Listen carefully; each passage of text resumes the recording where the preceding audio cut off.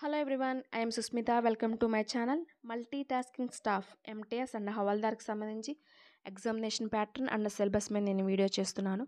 కంప్లీట్గా చూడండి. మనకి ఎగ్జామ్ అప్లై చేయడానికి 26th June 2025తో నోటిఫికేషన్ అనేది స్టార్ట్ అవుతుంది. క్లోజింగ్ డేట్ వచ్చేసరికి 25th July 2025లో క్లోజ్ అవుతుంది. సెప్టెంబర్ టు అక్టోబర్ 2025లో మనకి ఎగ్జామ్ అనేది కండక్ట్ చేస్తారు. సో ఆల్మోస్ట్ 10 months ఉన్నాయి. దీన్ని బట్టి మనం ఒక టైం టేబుల్ అనేది వేసుకోవాలి సిలబస్ని బట్టి.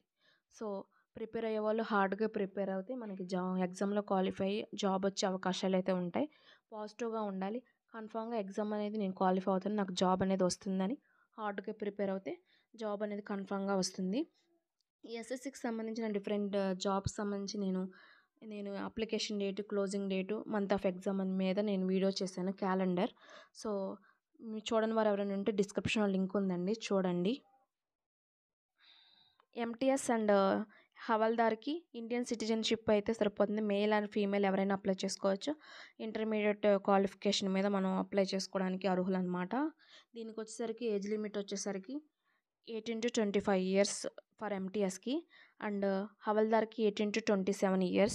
ఏజ్ రిలాక్సేషన్ వచ్చేసరికి ఎస్సీ ఎస్టీకి +5 years, ఓబీసీకి +3 years, పీడబ్ల్యూబీడీ అన్రిజర్వ్డ్కి +10 years, పీడబ్ల్యూబీడీ ఓబీసీ +13 years, పీడబ్ల్యూబీడీ వాళ్ళకి +15 years. అలా ఏజ్ రిలాక్సేషన్స్ అయితే ఉన్నాయండి.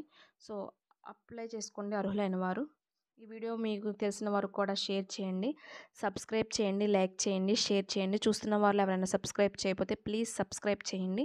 ఇప్పుడు ఎంటీఎస్కి వచ్చేసరికి మనకి ఓన్లీ 1 ఎగ్జామ్ అనేది కండక్ట్ చేస్తారు. కంప్యూటర్ బేస్డ్ ఎగ్జామ్ సిస్టంలో ఆన్లైన్లో మనకి ఓన్లీ ఎంటీఎస్కి క్వాలిఫై చేయడానికి ఓన్లీ 1 ఎగ్జామ్ అనేది కండక్ట్ చేస్తారు.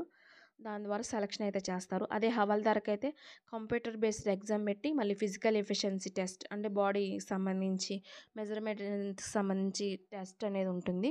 ఈ రెండింటి ద్వారా హవాల్దార్ అనేది సెలక్షన్ అయితే ఉంటుంది. ఎంటీఎస్కి ఓన్లీ కంప్యూటర్ బేస్డ్ ఎగ్జామ్ అనేది మాత్రమే ఉంటుంది. దాన్ని బట్టి మనకు సెలక్షన్ అయితే చేస్తారు. ఈ ఎగ్జామినేషన్ పేపర్ వచ్చేసరికి హిందీ, ఇంగ్లీష్ ఆర్ మనం సెలెక్ట్ చేసుకున్న తెలుగు లాంగ్వేజ్లో కూడా మనకి అందుబాటులో ఉంది. సో దీనికి ఎగ్జామినేషన్ వచ్చేసరికి సబ్జెక్టులు వచ్చేసరికి మనకి సెషన్ 1, సెషన్ 2 ద్వారా మనకి ఎగ్జామ్ అనేది కండక్ట్ చేస్తారు. సెషన్ 1లో సబ్జెక్టులు వచ్చేసరికి numerical and mathematical ability and reasoning ability and problem solving మీద ఉంటుంది. సెషన్ 2లో general awareness and English language and comparison మీద ఉంటుంది. ఈ 2 సెషన్స్ ఒకే రోజున కండక్ట్ చేస్తారనమాట. న్యూమరికల్ అండ్ మ్యాథమెటికల్ ఎబిలిటీ వచ్చేసరికి 20 questions 60 marks, reasoning ability and problem solving వచ్చేసరికి 20 questions 60 marks, టైమింగ్ వచ్చేసరికి 45 minutes అండ్ స్క్రైబ్స్ వాళ్ళకి 60 minutes ఎక్స్ట్రా అనమాట. దీనికి వచ్చేసరికి సెషన్ 2లో general awareness 25 questions 75 marks, English language and కంపారిజన్లో 25 questions 75 marks.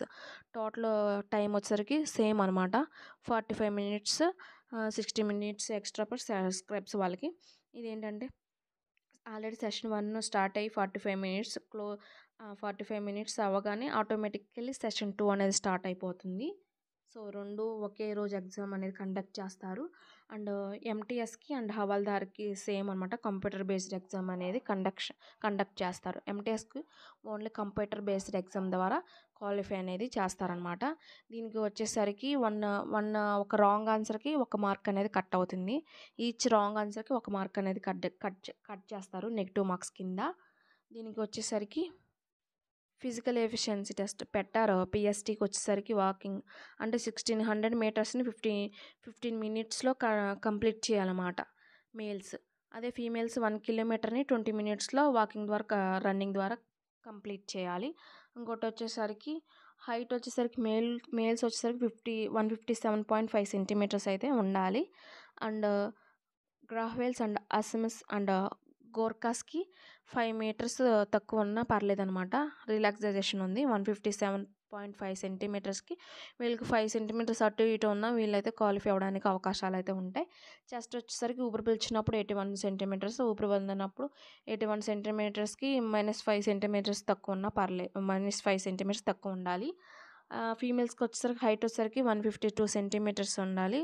దీనికి అండ్ గ్రహవేల్స్ అండ్ అసమెస్ అండ్ గోర్కాస్కి 2.5 సెంటీమీటర్స్ తక్కువ ఉన్నా సరిపోతుంది.